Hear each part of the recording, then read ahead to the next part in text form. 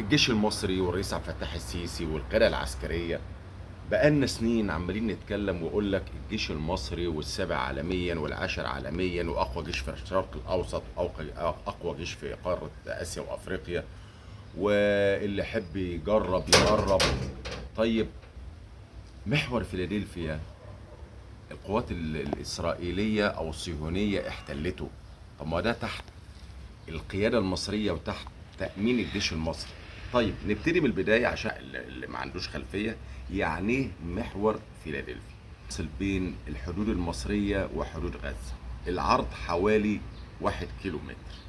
المحور ده في 2005 كان هناك اتفاقية بين شارون الصهيوني وبين الرئيس الراحل حسني مبارك على انسحاب القوات الإسرائيلية منه من على الحدود وتأمينه بواسطة القوات المصرية وبواسطة حوالي 750 جندي مصري. وفعلا تمت الاتفاقية إلحاقا لاتفاقية كامب ديفيد للسلام اللي بيننا وبين الصهاينة. يبقى اتفاقية 2005 تم إلحاقها باتفاقية السلام اللي هي كامب ديفيد اللي بيننا وبين الصهاينة، وتم إدراجها بالأمم المتحدة، وأصبحت مصر هي المسؤولة عن تأمين هذا المحور طبقا لهذه الاتفاقية.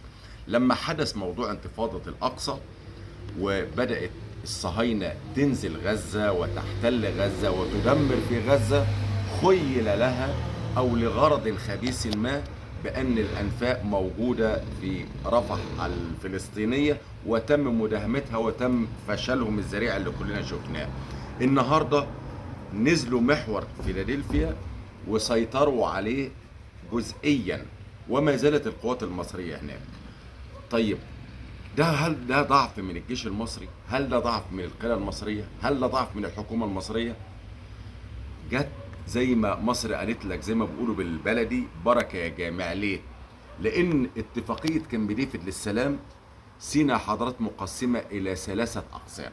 الجزء الأول المنطقة ألف اللي هي بعد خط قناة السويس بها الأسلحة العسكرية الثقيلة. المنطقة ب بها الأسلحة المتوسطة. المنطقة جيم اللي هي آخر جزء في سينا اللي هي بيننا وبين الحدود الصهيونية والحدود الفلسطينية منزوعة السلاح، لا يوجد بها أكثر من قوات أمنية بأسلحة خفيفة زي البندقية الآلية، مش أكتر من كده. مصر انتهزت هذه الفرصة وقالت لك إن الصهاينة كسروا اتفاقية كامب ديفيد وبدأت تنقل الأسلحة الثقيلة على الحدود. هنا ابتدى العالم يتكلم، ابتدت الأمم المتحدة تتكلم، ابتدى الصهاينة يتكلموا. مصر قالت لهم انتوا اللي كسرتوا الاتفاقية. الاتفاقية ديت كسرها من الجانب الصهيوني ادى الفرصة للجانب المصري بنقل الأسلحة المتطورة والثقيلة على الحدود مع الصهاينة ومع الأراضي المحتلة.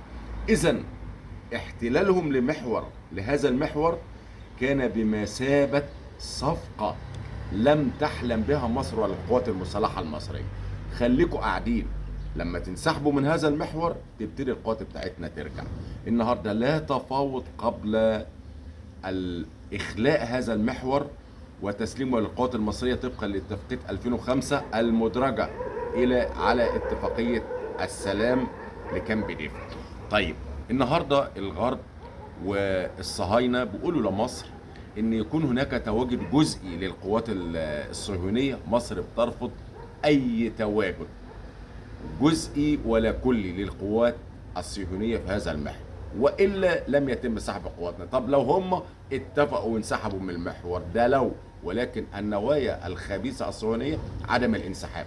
طب لو هم اتفقوا وانسحبوا، هل قواتك المصرية الثقيلة هترجع من سيناء؟ هترجع، بس مش كلها. إذن كان احتلال هذا المحور بمثابة صفقة لم يحلم بها الجيش المصري. هذه هي قصة محور فيلادلفيا. هل مصر مش قادرة تدافع عنه؟ قادرة، ولكن زي مصر قالت لك بالبلدي بركة يا جامع.